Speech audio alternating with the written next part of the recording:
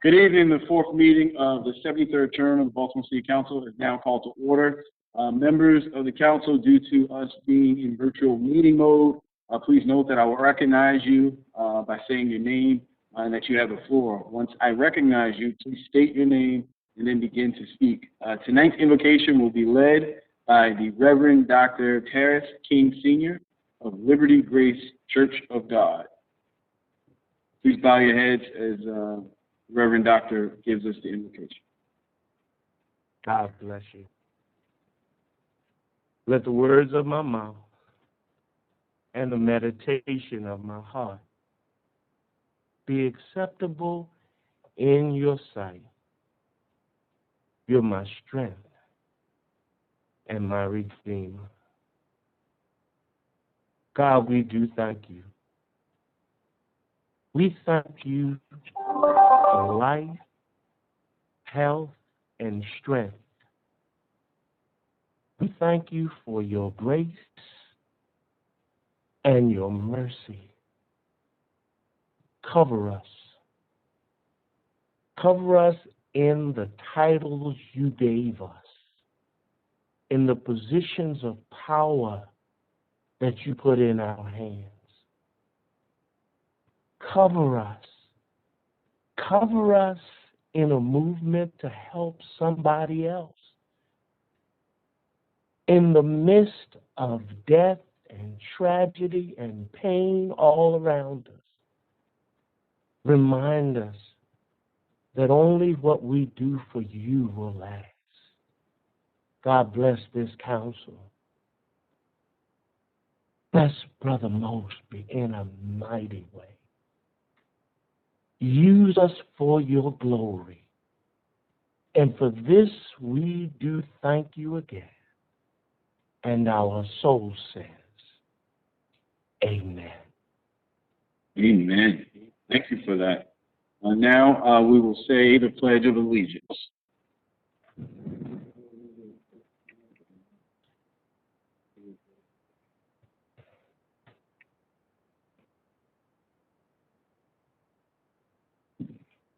I have to stand up and salute the flag behind me, in case anybody out there in TV world is wondering what I just did. Okay, so next up, we're going to have our showcase for Baltimore. Reverend Dr. King will again join us for our showcase Baltimore and speak about some of the work, some of the amazing work he's been doing to promote COVID-19 vaccinations in the Black community. In addition to his ministry, Reverend Dr. King chairs the board of the Family League of Baltimore. Dr. King, the floor is yours. Well, thank you. Thank you to the council. Thank you to Chairman Mosby. I just appreciate the opportunity to come and be acknowledged before this august group. I really do. I'm having the opportunity over the past several months to work with Baltimore City's Health Department, Johns Hopkins University, Morgan State University, and University of Maryland, along with another partner from outside of our region, the National Minority Quality Forum. And so here's what we did. We started this process during the flu season to really build the infrastructure among our religious community to respond to both flu, but to prepare ourselves for what was necessary with COVID. And we came together acknowledging the real importance of three sacred spaces in our community. One, the sanctuary, two, barbershops, and three, beauty salons. And we put together an effort where in those settings, we could really hear the fears and concerns and the doubts and the trepidation of individuals and make an attempt by bringing science to those sacred spaces to separate myths from facts. So what we did was to bring science in those settings and had conversations that in many cases caused people to both take the flu vaccine, but also change some minds or at least shedded some light for individuals as it relates to the COVID vaccine. The flu process with the religious community was very successful. One of the reasons it was very successful, Chairman Mosby, is because we had a chance to introduce religious leaders to our health commissioner that she did not know before, and it set a platform so that whenever there are issues or concerns, like the issues that exist now in terms of equity of vaccines, the religious community will be galvanized in a way where they can communicate directly to our health commissioner their concerns. So that was a process that I got involved in that went very well, but it went further. It opened up a door because of my history and past as a senior executive for the federal government, establishing the Office of Minority Health for Medicare and Medicaid services. It opened up an avenue beyond COVID. I've had a chance to speak at the National Academy of Sciences, the Milken Institute, to researchers and scientists across the country, not just about vaccine hesitancy, but more important to me, about what the healthcare institutions at large, research, and science, what are they willing to do to partner with us, Chairman Mosby, to address the epidemic conditions that the African American community was suffering with before COVID ever came our way. As I've conducted these listening sessions for Hopkins and Robert Wood Johnson, I've found out that people are really concerned not just about their trust or distrust of the healthcare system, but they're also concerned about the diseases that they had before this attention came our way. And so the commitment needed from those institutions to move the needle, build trust, build relationships, and come together is critically important to our community in Baltimore.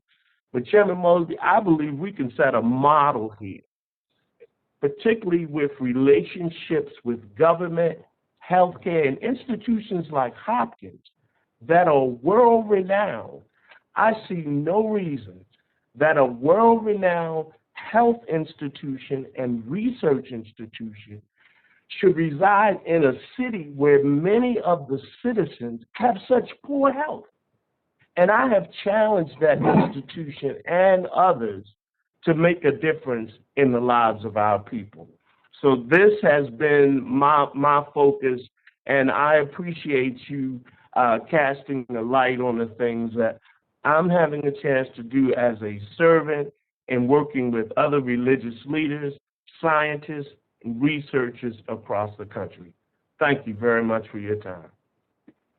No, Reverend Dr. King, thank you so much for your time and your commitment to going after and addressing the issues of our constituents and in our communities. We truly, truly appreciate you. Understand and know that this council is your council, and if there's anything that we can do to help support your mission further, please do not reach out. Please do not hesitate to reach out and call on us. So thank you so much. I appreciate that. God bless you, sir. God bless you too, sir. All right. Next up, the clerk will call the roll of members. President Mosby, Councilmember Cohen, Councilmember McCray, Dorsey, Conway, Schleifer, Middleton, Torrance, Burnett, Bullock, Porter, Costello, Stokes, Glover, Ramos. Mr. President, we have a quorum. Thank you. We will now proceed to the adoption of the journal. Mr. President, the journal of the January 25th, 2021 proceedings are on the council member's desk.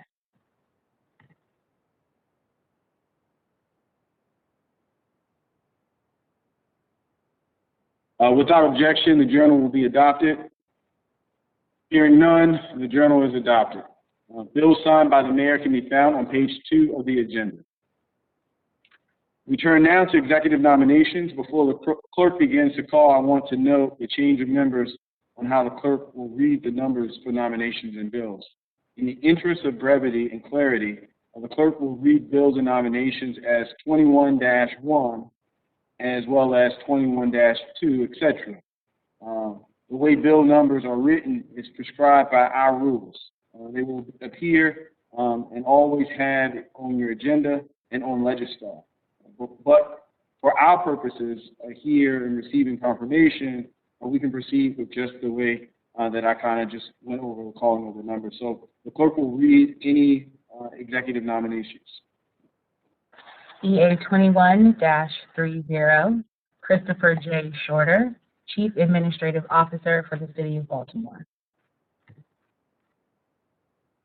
This has been assigned to Rules and Oversight Committee. We will now move to bills being introduced for first reading. First bill. City Council Bill 21-32, Salary Director of Public Works, for the purpose of establishing the salary of the Director of Public Works and providing for a special effective date. Sponsor, President on behalf of the administration, Vice President Middleton.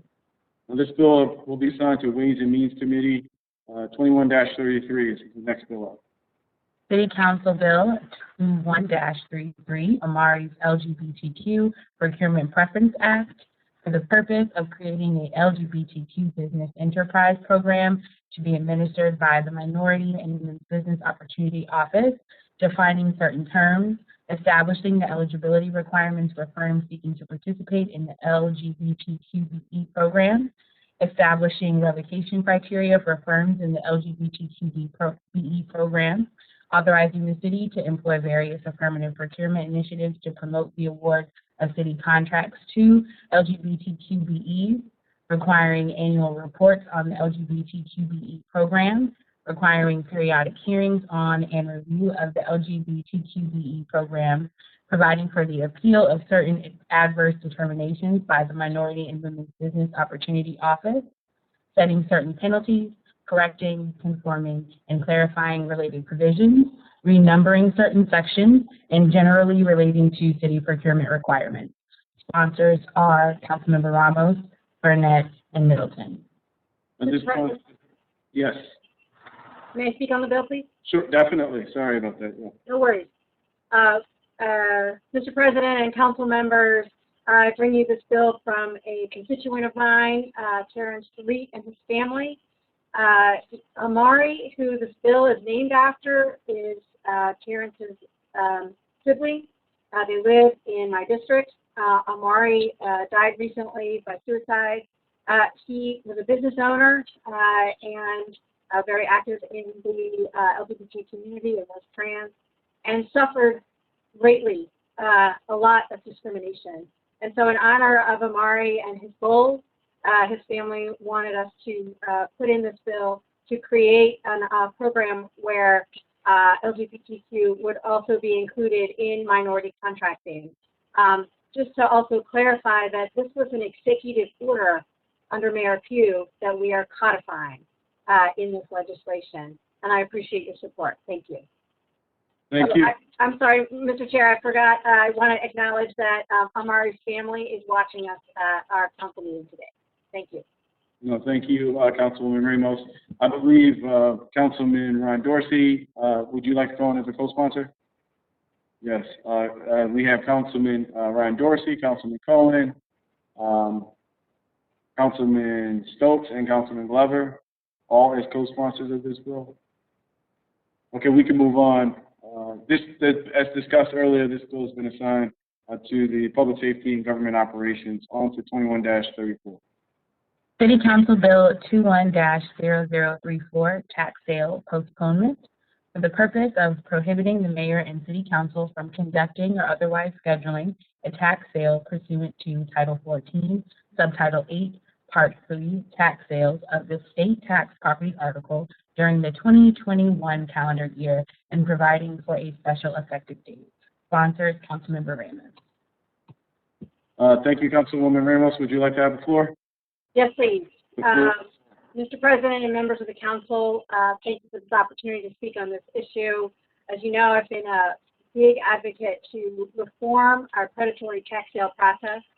Tax sale is the process by which we collect property taxes and liens.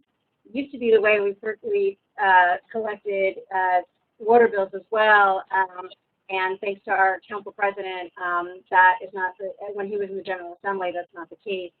But I wanted to bring this to your attention because I believe that we need to move the tax sale this year. Tax sale is where if people don't pay their property taxes and liens by December 31st, then they're listed on the tax sale rolls, and then it is scheduled for May right now. What will then happen is that an investor will buy those liens, and then a $1,000 tax bill could end up being a $2,500 tax bill because of the fees and 12% interest. I think this is a horrible process that, as you know, I've been working on to address. And I think we need to move the tax bill this year because of COVID.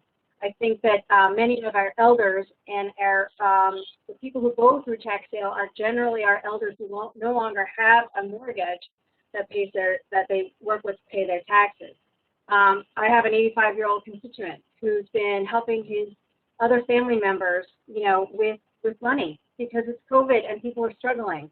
And we have elders who are helping their families, and also struggling themselves because they may have had a medical event or dealing with COVID themselves. It's important that we continue our work to help relieve our homeowners and our renters to be able to keep them in their homes. Last year's tax sale was moved a few months, so it is possible to do. Last year, there were 3,578 homeowners that were listed for tax sale, and 1,400 of them actually went through tax sale. A good chunk of them went through, from district to district. My colleague in the 9th had 172 homeowners go to tax sale, and my colleague in the 7th in the last year had 149, and I had in my district 91. It's a horrible process. Now, if we just discovered recently that the council actually does not have the power to move it to a different day. I wish we did, because we do need to continue to protect our homeowners. And also, we have reforms coming to help people pay their taxes much easier and quicker, but also to be able to protect them. We have bills that are also coming from the General Assembly to reform this process. So moving it is very important. We can't move it legislatively, but I'm asking my colleagues to help, and I'm asking the mayor and the director of finance to move the tax sale this year so that we can put these reforms in place and we can help our homeowners, particularly those most vulnerable in COVID. We cannot have them be so stressed now where they have to make decisions once an investor buys their lien, where they have to make decisions between medical care, food, and whether to pay to be able to save their home. I think that's a false choice. And I don't think that we should have our residents have to make that choice. There are 29 states that use tax sale as a collection mechanism. That means there are several that do not, that we can learn from and put in some reform. So while this body can't move the tax sale, we will be asking, and I am asking the mayor and the director of finance to move it. And I ask for all of your support as we go through this process to try to move the tax sale. I appreciate the time in being able to talk about this important issue. Thank you. No, thank you so much, Councilwoman. Thank you for your advocacy as well as passion around this issue. We look forward to working with you. Please move on to the next bill, 21-35. City Council Bill 21-35, Landmark List, Reed Callaway House, for the purpose of designating the Reed Callaway House, 1316 North Carey Street, as a historical landmark exterior. Sponsored, Councilmember Torrance. If I may, Mr. President. Yes, the gentleman from the 7th District. You have the floor. Thank you, Mr. President, colleagues. It is a great honor to reintroduce this legislation to designate the Reed Callaway House. This legislation will make Annie Reed, the home of Cap Callaway's maternal grandmother, a landmark. Mr. Callaway's home as a child, as well as adult, was destroyed through demolition. So this is a great opportunity for the city of Baltimore to designate a home where he was bred, a home where he learned his musical education from and gave his contributions to this country through. So I think that this would be an honor. This is a great opportunity, especially during Black History Month, to introduce this legislation, and I urge the support of my colleagues. Thank you, Councilman Torrance. This bill has been assigned to Education, Workforce, Youth Committee. Just for the record, let's jump back to 21-34. Want to make sure that that has been assigned to the Ways and Means Committee. That's 21-34, tax sale postponement. Clerk, if you could go on to 21-36. City Council Bill 21-36, City Code, Definitions and Rules of Interpretation, for the purpose of establishing a common set of definitions, rules of interpretation, and methods for time computation for the Baltimore City Code. Sponsors are Councilmember Dorsey, Burnett, Cohen, Porter, and Torrance. The gentleman from the 4th District, the floor is yours.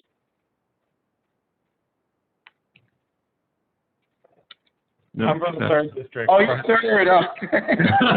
I can see Mark looking real confused. That's the first time I messed up on that. I'm sorry. The gentleman from the 3rd District, the floor is yours. Thank you, Mr. President. What do I want to say about this bill? This bill does something that everybody else already does. It's just, it cleans up the city code, right? We have bills, DLR does bills every year to clean up the code, looking for typos and errors and this and that.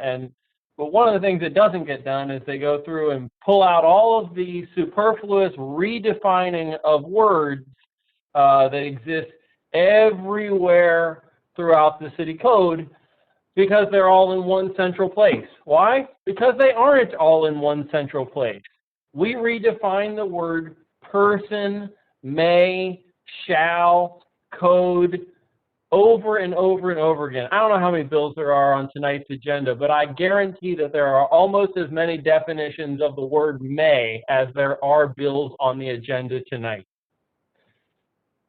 The state has a central set of definitions in their general provisions article.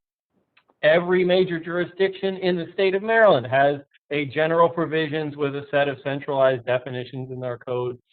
I just like things to be, I don't know, kind of normal. Like, I'm a weird guy to be arguing for normal. I'm not that normal a guy by a lot of people's standards, but I'd like for the code to be kind of normal. That's all this bill does. It centralizes this very select group of basic definitions that are necessary as the rules of interpretation of the city code. And so I thank everybody who has signed on as a co-sponsor of this bill. I hope that we can get this done quickly because the sooner this bill can be enacted, the sooner DLR can stop including these definitions in literally every single bill that they have to draft up. And the sooner the public can stop having to comb over an extra page and a half to every bill that they might want to read. Thank you, Mr. Council President. Thank you. I think I see the hand of Chairman Schleifer. Yeah, I just want to sign on as a co-sponsor. Thank you. Okay, we have Chairman Schleifer as a co-sponsor. Any additional? I also see Councilwoman Odette Ramos. Thank you. So we can move on now to 21-37. That bill has been assigned, 21-36 has been assigned to the Rules and Legislative Oversight Committee. Now on to 21-37. City Council Bill 21-37, Labor and Employment, Premium Pay for Gig Workers, for the purpose of requiring certain businesses to provide premium pay to gig workers, prohibiting certain businesses from taking certain adverse actions against gig workers, requiring certain businesses to keep certain records of their compliance with the premium pay requirements, requiring certain notices to be provided to gig workers, including the premium pay provisions within the Baltimore City Wage Commission scope of enforcement, applying certain fines to penalties for violations of premium pay provisions, defining certain terms, and generally relating to guaranteeing a fair wage to gig workers in Baltimore City. Sponsors are Councilmember Dorsey, Burnett, Cohen, and Conrad. The gentleman from the 3rd District, the floor is yours. Thank you, Mr. President. Baltimore's been a leader on wage issues in certain respects. We were a leader in establishing, my brain's not working right now. We are a leader on wage issues, and we shall continue to be a leader on wage issues. And these gig workers, the gig working economy is not one that I think our wage laws anticipate particularly well. It's a weird, nebulous zone where a person is kind of an independent contractor, but the opportunity wouldn't exist if they weren't working kind of for the person that they're delivering goods to, and also kind of working for the restaurant or retail establishment whose goods there are being delivered. And there isn't good regulation over the wages that people are earning. You know, when I think of a minimum wage, I think if I work for 1 hour, I have to get paid at least that minimum wage. Not if I get paid, if I work 2 hours, maybe on one occasion, one of those hours I get paid, you know, next to nothing, but, you know, I kind of make up for it, you know, in the next hour that I work, maybe a few days later. We have workers that are going out with no assurance that they will be fairly compensated for their time or for the use of their personal property in order to perform this work, without which people could not have goods delivered to them, and without which businesses could not profit on the delivery of their goods. This bill ensures that people who are working are being fairly compensated, just like minimum wage laws do. And it does so by a precedent that was set in Seattle, whereby we look at the number of stops that a person happens to need to make in order to perform a delivery, and also ensures that they're fairly compensated for the use of their personal property, requiring that they be compensated at the federal reimbursement rate for the personal use of vehicles. This is not, there's no precedent for this, that, you know, but it's unfair for companies to pass that cost on to these contractors and force them to I mean, sometimes they're not even getting paid enough money to account for the cost to own and operate their own private vehicle for this purpose.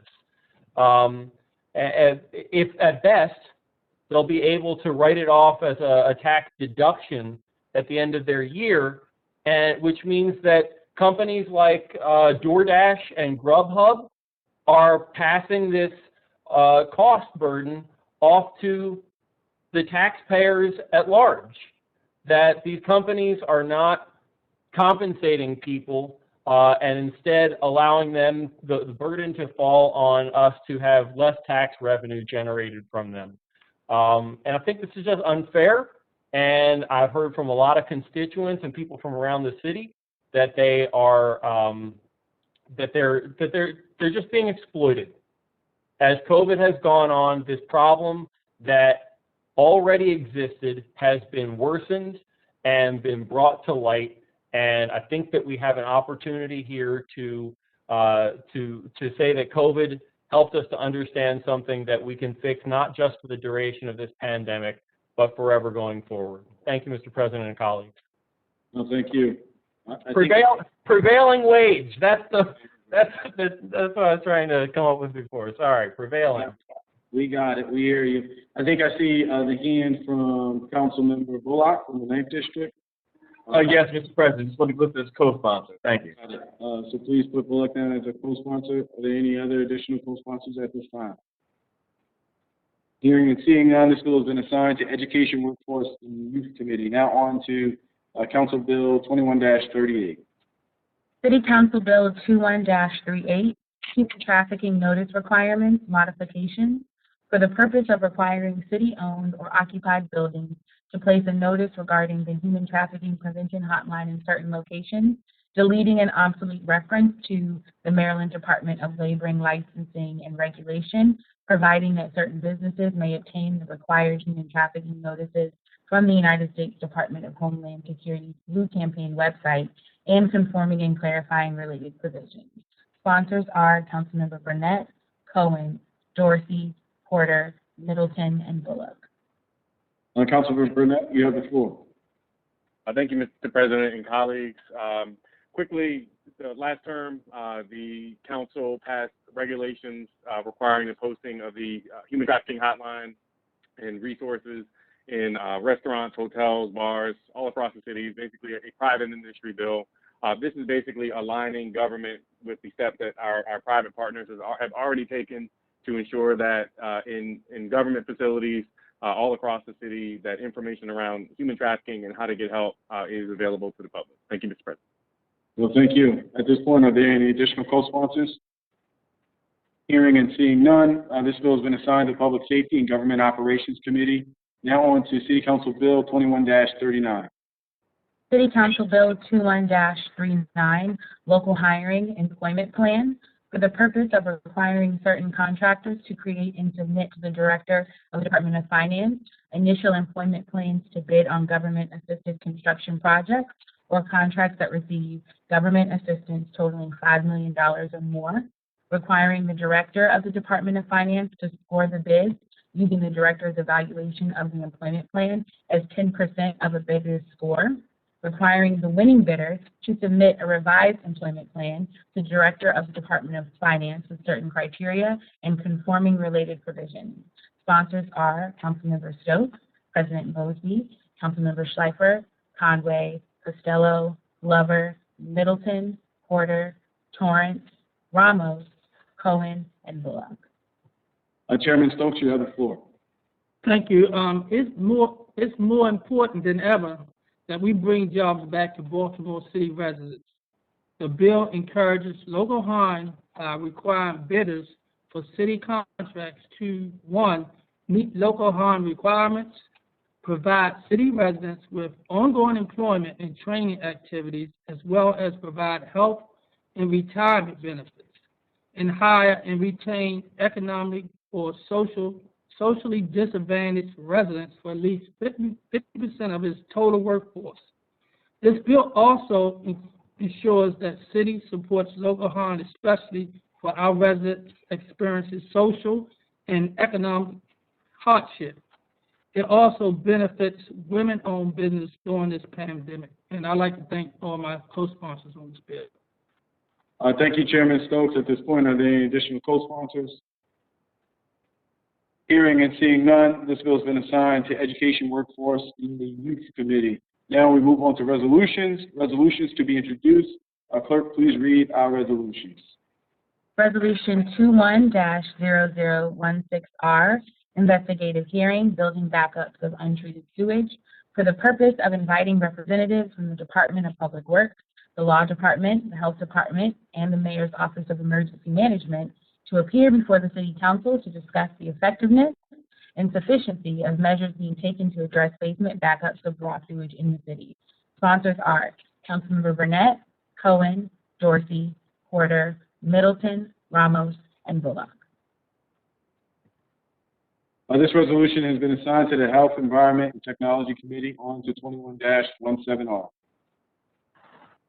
Resolution 21-0017R, investigative hearing, arson and fire fatality awareness, reinstituting the Baltimore City Joint Agency Arson Task Force.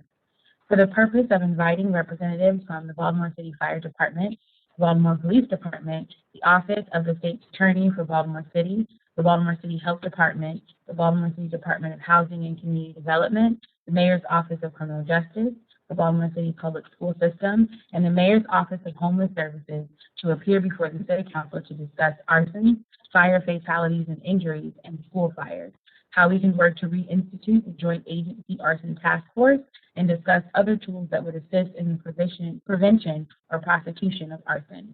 Sponsors are Councilmember Burnett, Porter, Middleton, and Bullock. Councilman Burnett, would you like to speak to this bill? Thank you, Mr. President. This is in response to the recent fires at the Edmonton Village Shopping Center and along the Edmonton Avenue corridor. to look at what it goes into an investigation for arson and to push for the reconstitution of a task force to look at this very serious safety issue for the residents of Baltimore City. Thank you, Mr. President. Thank you. At this time, are there any additional co-sponsors for this bill? I see Councilman Cohen. I see Chairman Stokes. Any additional? So Councilman Cohen, Chairman Stokes. This bill has been assigned to the Public Safety and Government Operations Committee. Now on to 21-18R. Resolution 21-0018R, investigative hearing, Workday Enterprise Resource Planning Implementation. For the purpose of inviting the Director of the Department of Human Resources, the Director of the Department of Finance, the Director of the Baltimore City Office of Information and Technology, and other interested parties to appear before the Baltimore City Council to discuss the development and implementation process of the Workday Enterprise System. What focus groups or other work groups were created to identify potential problems during the development process? What offline performance tests were conducted to identify potential gaps in service delivery compatibility? And what corrective processes have been put in place to remedy the countless problems that the city has faced during this implementation process? Sponsors are Councilmember McCray, Porter, Ramos, Middleton, Stokes, Torrance, and Bullock. Chairwoman McCray, you have the floor.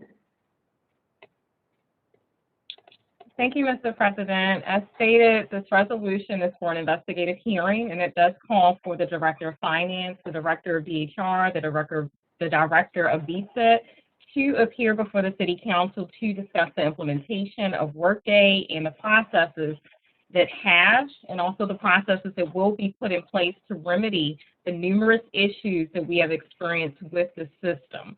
Most importantly, one of the most important issues that we've experienced were from hundreds of city employees, many of whom are our essential workers who have not been paid on time or who have been underpaid. I do look forward to this upcoming hearing this week, and thank you, Mr. President, as well as my colleagues who have also co-sponsored this bill.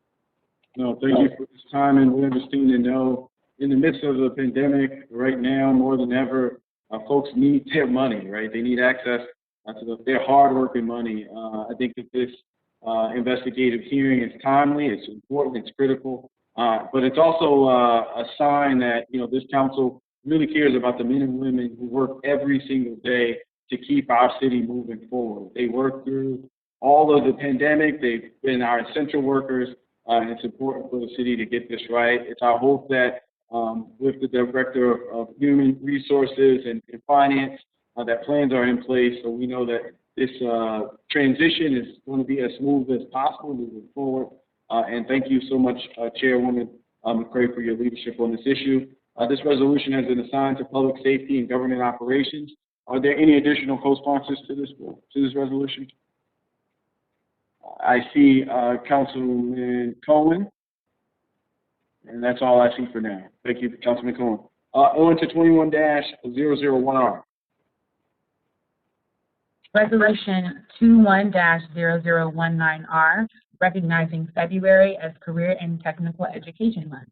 For the purpose of recognizing February as Career and Technical Education Month. Sponsors, Councilmember Stokes, Burnett, and Middleton. Are there additional co-sponsors? Chairman Stokes, you have the floor. Mr. President, I move to suspend the rules for immediate adoption. Without objection, the rules will be suspended. The rules are suspended, Mr. Chair. I move to suspend the rules for immediate adoption. Did I miss something? No, you didn't. We're going to go roll call. Okay. President Mosby, Cohen, McCray, Dorsey, Conway, Schleifer, Middleton, Torrance, Burnett, Bullock, Porter, Costello, Stokes, Glover, Ramos. This motion has been approved. I'm sorry? Yeah, this motion has been approved. The resolution has been adopted. Now on to 21-20R. Resolution 21-20R, recognizing the service of Nancy Ray. For for the purpose of recognizing Nancy Ray for her 32 years of distinguished service to the City of Baltimore. Sponsors are President Mosby, Councilmember Dorsey, McCray, Burnett, Middleton, Ramos, and Bullock. Are there any additional co-sponsors to this resolution? I see Chairman Schleifer. I see Councilman Glover, Councilman Torrance, Councilman Cohen. Any additional hands that I might have missed? As well as Chairman Stokes. Well, I'll take the floor quickly. Ms. Nancy Ray was a longtime employee of the Department of Legislative References. If you and the rest of the general public know all of the bills and the way that the bills are read and constructed, it's legislative reference that is really the brains of that operation. We lean on them tremendously. Ms. Nancy Ray did a tremendous job. She served as a journal clerk for the council as well. For those of us, again, who had the opportunity to work with her, she was a tremendous resource with a huge amount of institutional knowledge, and her contributions to this body have been tremendous. Ms. Ray retired on February the 1st, and we would like to recognize her dedication to the citizens of Baltimore and to the City Council as an institution at this time. I will call on Madam Vice, real quick before we go to you, Madam Vice President, I think I saw Chairman Costello, your hand raised. And Mr. President, couldn't have said it better, and please add me as a co-sponsor. Please reflect that Chairman Costello would like to be added on as a co-sponsor. And now we're going to turn it over to you, Madam Vice Chair. Madam Vice President. I'd like to make a motion to move this resolution for immediate adoption, and just also add that Nancy Ray has been, I think she's been working for close to 40 years, if not over, and she has just been a very important person when we do, as she writes up bills for zoning codes and so on. And she had a photographic memory, so she's really going to be a loss, and whoever will fill her shoes, they're going to have that's a big void to fill there. Yeah, a lot of institutional knowledge. Yes. Without objection, the rules will be suspended. Hearing none, the rules are suspended. Madam Vice President. I'd like to make a move for immediate adoption. Thank you. Roll call. President Mosby, Councilmember Cohen, McCray, Dorsey, Conway, Schleifer, Middleton, Torrance, Burnett, Bullock, Porter, Costello, Stokes, Glover, Ramos. The motion is approved. This resolution is adopted. And now on to the consent calendar. You can find the consent calendar in Section A at the back of the agenda. Is there a motion to approve the consent calendar at this time? Don't say it all at once. Motion to approve this consent calendar. Okay, I heard it. I heard a motion. Second. Okay. It's been moved and properly second. All those in favor of approving the consent calendar, please say aye. Aye. Aye. All those opposed, please say nay. The motion carries and the calendar is approved. We will now move to bills on second reader. First up, I would like to recognize Chairman Costello. Thank you, Mr. President. I move we read short titles for second and third reader for the duration of the hearing. I think we all agree to that. So next, we're going to have Education, Workforce, and Youth. We're going to go directly to City Council Bill 21-12R. City Council Bill 21- Say, Point of order, Mr. President. go ahead. I didn't call for a vote. Did I not call for a vote? You did not call for a vote. We have to call for a vote for. I appreciate that. Thank you so much. So, did you properly move it, Mr. Chair? No, Mr. President, yes, I did. Okay, so we will go to vote. All those in favor of keeping short titles, using short titles, please say aye. Aye. Aye. Opposed? Please say nay. Thank you so much for catching that. We're going to move on to Education, Workforce, and Youth. City Council Bill 21-12R. City Council Bill 21-12R, investigative hearing, safe return to in-person schooling. I would like to acknowledge Chairman Stokes. Thank you, Mr. President. Before I move this resolution, I would like to thank all my colleagues. I'd like to thank the school CEO, Mr. Quinn from MTA, the president of BTU, Ms. Brown, and Mr. Joseph Kane from the teachers PTO. And this bill was very important because we have been hearing a lot about this in-school learning. There were some issues. The teachers did not feel comfortable because they felt like they were not vaccinated yet. So I truly support the teachers. I think now that we moving this resolution out of the committee, that now I ask that the BTU president and the PTO president go to Annapolis, because we only have limited power here in Baltimore City on this education issue. So I would recommend that our BTU president and Joseph Kane now concentrate on going to Annapolis to kind of talk to the State Board of Elections about the return from in-school return. So, real quick.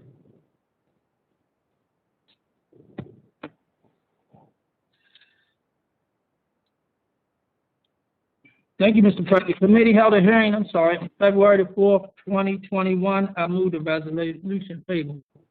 Well, thank you. Is there a second? Second. It's been properly moved in second. All those in favor of approving this resolution, please say aye. Aye. Aye. Aye. All those opposed, please say nay. The motion is approved. The resolution has been adopted. Next up, we're going to go to Public Safety and Government Operations. City Council Bill 21-17. City Council Bill 21-17, study and report, city employee parking benefits.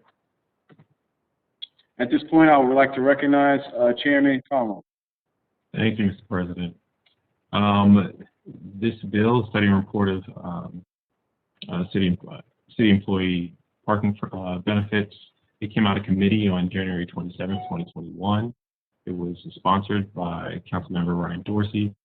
The committee approved the bill as favorable with amendments, and the amendments were sent to the council members electronically. I move the committee amendments. Is there a second? Second. It's been moved and properly second. I'm sorry, order. Point of information, Mr. President, I know what the amendments are because I was in the committee, but can the chair explain what the amendments are? Glad you asked, Councilmember Ramos. The amendments for this bill were to add the parking authority. Any other questions for the chair? Thank you, Councilwoman Ramos, for providing that clarifying note. I think it was moved and properly second. At this point, all those in favor of approving the committee amendments, please say aye. Aye. Aye. All those opposed, please say nay. The amendment is approved. Mr. Chair. I move the bill favorable as amended. Is there a second? Second. Hearing a motion as well as properly second, all those in favor of approving the bill as amended, please say aye. Aye. Aye. All those opposed, please say nay. The ayes have it. The motion is approved. The bill moves to third reader. Next up is City Council Bill 21-18. I'm going to recognize Chairman Conway again. Thank you, Mr. President. This bill is a study and report of the towing dispatch system. It came out of committee on January 27, 2021, and the sponsor was Councilmember Ryan Dorsey. The committee approved the bill as favorable with amendments, and the amendments were sent to council members electronically. I move the committee amendments. And to clarify, the amendments here were to add the Department of General Services. Thank you, Mr. Chair. Is there a second to his motion? Second. It's been moved and properly second. All those in favor of approving the committee amendments, please say aye. Aye. Aye. Aye. All those opposed, please say nay. The ayes have it. The amendment is approved. I will call again, Mr. Chair. Thank you, Mr. President. I move the bill favorable as amended. Is there a second to this motion? Second. It's been properly moved and seconded. All those in favor of approving the bill as amended, please say aye. Aye. Aye. All those opposed, please say nay. The ayes have it. The motion is approved. This bill moves on to third reader. Next up, we're going to go into rules and legislative oversight. At this time, I will call on Chairman Schleifer. Thank you, Mr. President. The Rules and Oversight Committee held a hearing on February 4th, 2021 to hear 28 nominations to the Trauma Informed Care Task Force. We broke a city council record by confirming 28 candidates while having a live concert in under 44 minutes. So thank you to my committee for that. And also just want to thank everybody who was involved in putting together this large hearing on short notice. I know Councilman Cohn was involved with that. I know Nina from the mayor's office was very involved, and staff of the committee, Richard, was very involved in putting that together. So thank you for doing that. It was a very impressive group of individuals, and we've been moving each one of them individually favorable. So I guess we'll take it one by one. A21-0001, Teresa Bruce. Yeah, the committee would like to move this one favorable. EA21-0002, David O. Akunmi. The committee will move this nomination favorable. EA21-0003, Philip J. Lee. The committee will move it favorable. EA21-0004, Jabari Lyles. We will move the nomination favorable. EA21-0005, Daniel G. Parsons. We will move this nomination favorable. EA21-0006, Regina T. Boyce. We will move this nomination favorable. EA21-0007, Erica Angela Bridgeford. We will move this nomination favorable. A21-0008, Donna Bruce. We will move this nomination favorable. EA21-0009, Stephen J. Zinn, MD, FAAP, FACG, AGAF. We will move this nomination favorable. A21-0010, Kevin Daniels, PhD, DMIN, MSW. We will move the nomination favorable. EA21-0011, Elijah Davis Jr. We will move the nomination favorable. EA21-0012, Desiree Dixon, LCDWC. We will move the nomination favorable. EA21-0013, Tara N. Doty, PhD. We will move the nomination favorable. EA21-0014, Penagis Giolazzatos, MD, NHS. I apologize if I mispronounced that. I butchered that one also during the committee. I move that nomination favorable. A21-0015, Lindsay R. Gavin, PhD. I move the nomination favorable.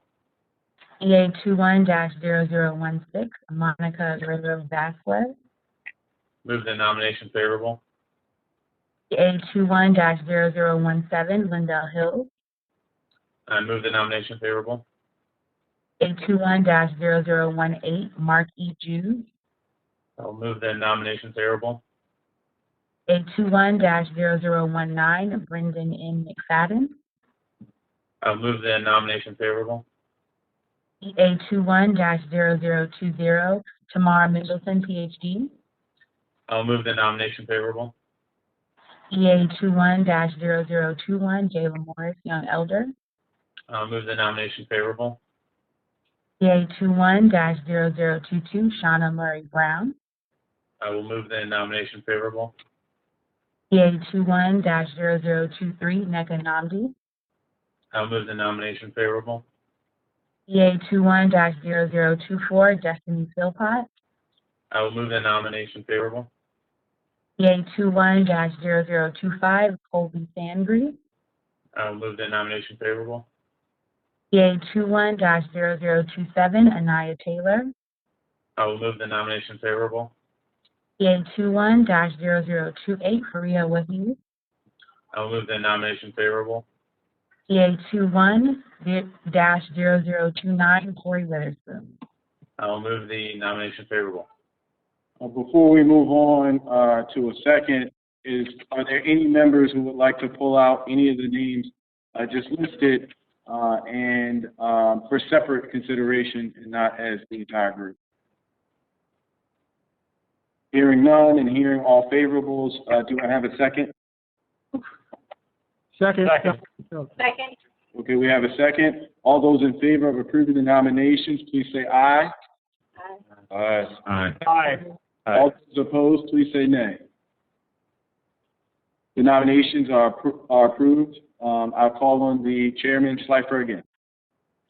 I move these 28 nominations favorable. Is there a second? Second.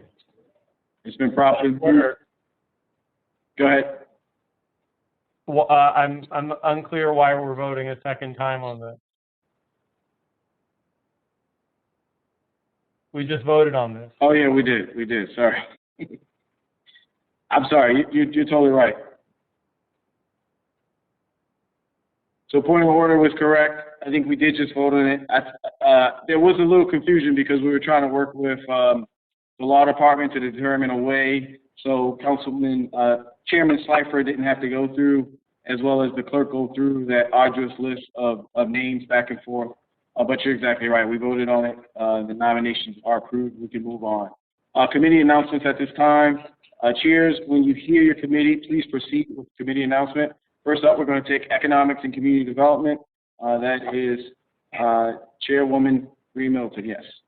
Thank you, Mr. President. I just want to thank the Planning Department and the Law Department really meeting with the committee, and it was open to the whole council and other people that we had like a 101 kind of introduction on zoning codes and just getting familiar with certain things as we kick off the Economic and Development Committee. That first meeting will be held tomorrow at 2 p.m. to start some hearings. So again, thank the Planning Department and the Law Department. And at this time, I have no additional hearing announcements. Thank you, Madam Vice President. Next up, we'll hear from Chairman Stokes, Education, Workforce, and Youth Committee. Thank you, Mr. President. No announcements. Thank you. Next up, we will hear from Chairwoman McCray on Health, Environment, and Technology. Thank you, Mr. President. The Health, Environment, and Technology Committee will hold a hearing on Wednesday, February the 24th, 2021 at 10 a.m. on Resolution 21-0002R, Investigative Hearing, Inland Flood Mitigation. The hearing will be conducted virtually through WebEx. Thank you, Mr. President. No, thank you, Madam Chair. Next up, we're going to hear from Chairman Conway, Public Safety and Government Operations. Thank you, Mr. President. Permission to suspend Rule 10-2 and 10-3 to announce the hearing. Without objection, the rules will be suspended. The Public Safety and Government Operations Committee will convene on Wednesday, February 10th, 2021, to hear Bill 21-0018R at 5 p.m. Virtually. This is going to be an investigative hearing on the Workday Enterprise Resource Planning implementation. The Public Safety and Government Operations Committee will also meet on Wednesday, February 24th, 2021, at 1 p.m. to hear Bill 21-0001, Surveillance Technology in Baltimore. The Public Safety and Government Operations Committee will meet on Wednesday, March 3rd, 2021, to hear Bill 21-0024 at 1 p.m. virtually. And this is on minority and women's business utilization emergencies. And finally, the Public Safety and Government Operations Committee will meet on Wednesday, March 3rd, 2021 at 1:01 p.m. to hear Bill 21-0030, Coordinated Multi-Agency Code Inspections. Thank you, Mr. Chair. Mr. President. Thank you, Chairman Conway. We're going to turn to Rules Legislative Oversight. Chairman Slifer, do you have any order of business for the committee? Yes, thank you, Mr. President. The Rules and Legislative Oversight Committee will hold an oversight hearing tomorrow night on February 9th at 5 p.m. on Term TV to discuss the vaccines in Baltimore City and the recent cancellation of appointments and just the overall equitable distribution, and that will be with the Health Department. Thank you. No, thank you, Chairman. Next up, we're going to go to last committee, Ways and Means, Chairman Costello. Thank you, Mr. President. I move to suspend rules 10.2 and 10.3 to announce a hearing. Without objection, the rules being suspended. The rules are suspended. Please proceed, Mr. Chair. Thank you, Mr. President. Ways and Means Committee will hold a hearing on Tuesday, February 16th at 10 a.m. This will be a virtual WebEx hearing on City Council Bill 21-32, salary for the Director of Public Works at the request of the administration. Thank you, Mr. President. Well, thank you, Mr. Chair. We now will move to regular announcements. Members, please wait to be recognized to make your regular announcements. Are there any persons or individuals with it? I see Councilwoman Odette Ramos in the 14th District. You have the floor. Thank you, Mr. President, council members, and the public. I'm excited about our hearing tomorrow about the Affordable Housing Trust Fund. It's going to be lively, I think, and because there are so many people that are very interested in what's going on with the Affordable Housing Trust Fund and also, the next steps in the fund. So I'm looking forward to the hearing, and I thank the chairwoman for scheduling the hearing.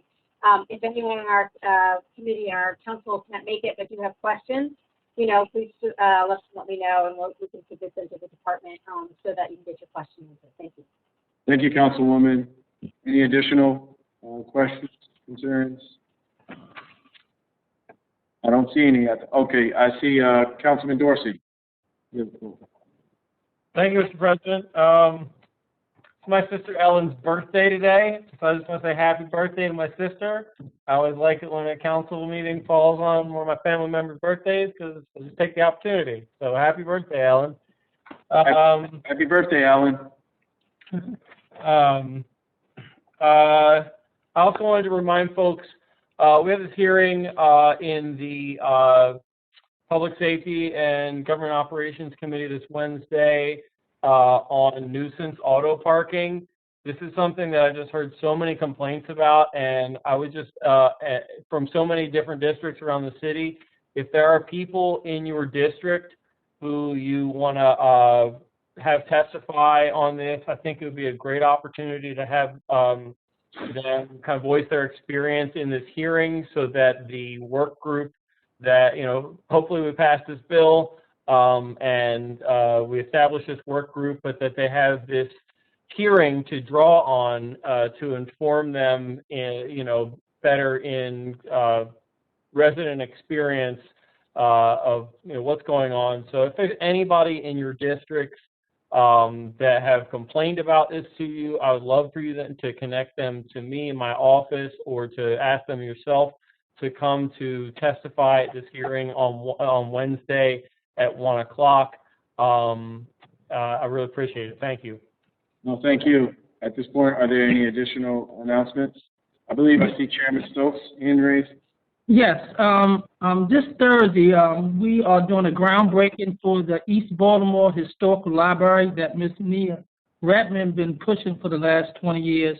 The reason why we're doing it on Thursday, because that is the day Delegate Eddie Harrison's birthday. I know, Mr. President, you served with her in Annapolis, but we wanted to do it on her birthday to celebrate her birthday because she was the chairperson of Maryland House of Delegates, Rules and Executive Nominations Committee, but she was the first African-American woman to chair a legislative committee in Maryland. So it'll be virtually, so anybody want to come in on 11th virtually and see the groundbreaking, but we wanted to make sure we honor Ms. Hattie Harrison also. Thank you. Thank you. Next up, I think I see Councilman Tony Glover. Yeah, I'm just going to piggyback on what Councilman Stokes was just saying, and if we can also, from the Council President's office, have a resolution to give over to the Historical Library and memories of the late Hattie Harrison. It would be her 93rd birthday on February 11th. Thank you, Councilman Glover. We will certainly do that. Are there any additional announcements? Any additional members? Hearing and seeing none, I'll turn the floor over to Madam Vice President Sharon Green Middleton.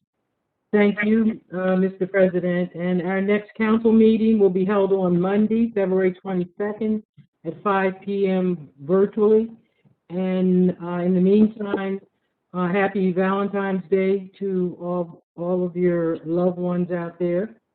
And may we have a moment of silence for the now 31 victims and families of homicides and the 749 deaths from this terrible pandemic, and also as we continue to pray for people that are experiencing our opioid crisis and epidemic.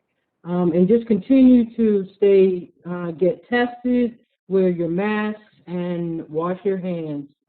Thank you. Chairman Stokes, do you have something to add? Yes, I just want to do a moment of silence for Marshall W. Jones, who was a funeral director in Baltimore City. I think he was the biggest funeral director before Eric March and Calvin Scruggs were in business, but I want to do a moment of silence for Marshall W. Jones. Thank you.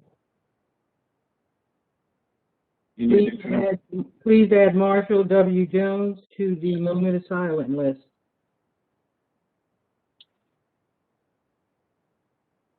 At this point, we're going to bow our heads for a moment of silence.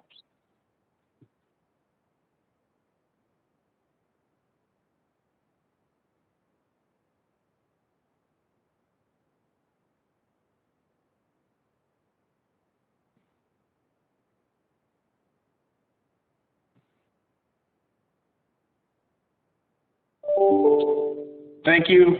There being no further business, this concludes the fourth meeting of the 73rd term of your Baltimore City Council. Thank you. Good night.